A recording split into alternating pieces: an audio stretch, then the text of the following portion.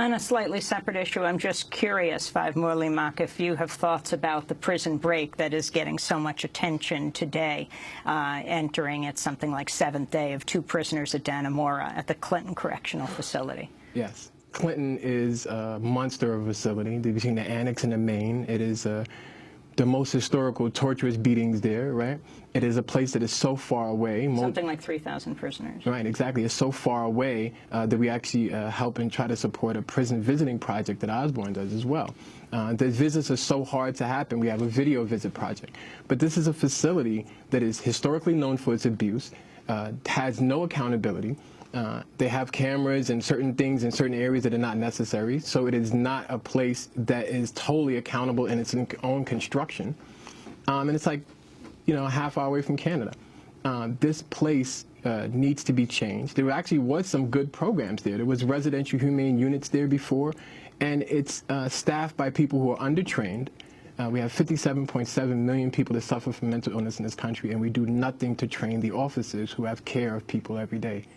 Finally, Christy Thompson, you wrote about Rick Ramish, right, the yes. Director of Corrections in the state of Colorado, who himself went into solitary confinement. Yes. So Rick has worked a lot on addressing the issue of people coming straight from solitary confinement back to their community, because there was a tragic case in Colorado in which someone who was accidentally paroled early from a segregation unit where he'd spent years completely by himself and actually had written grievances to the prison saying, don't you have some obligation to prepare me to come out to the world? If you allegedly think I'm so dangerous that I can't be among other inmates, how can I be, you know, out on the streets among other people?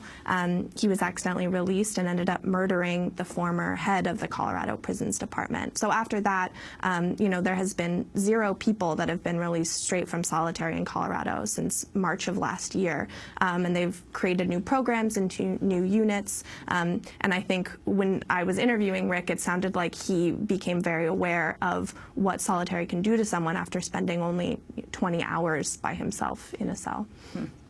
Well, I want to thank you both for being with us. Powerful testimony today. And we'll link to your article at democracynow.org. Christy Thompson, staff writer at the Marshall Project. Her new story headlined "From Solitary to the Street: What Happens When Prisoners Go from Complete Isolation to Complete Freedom in a Day." And thank you so much to Mualimm-ak, a human rights and prison reform advocate, founder of Incarcerated Nation Collective, a collective of previously incarcerated people. He was imprisoned himself, spent 11 years in New York's prison system.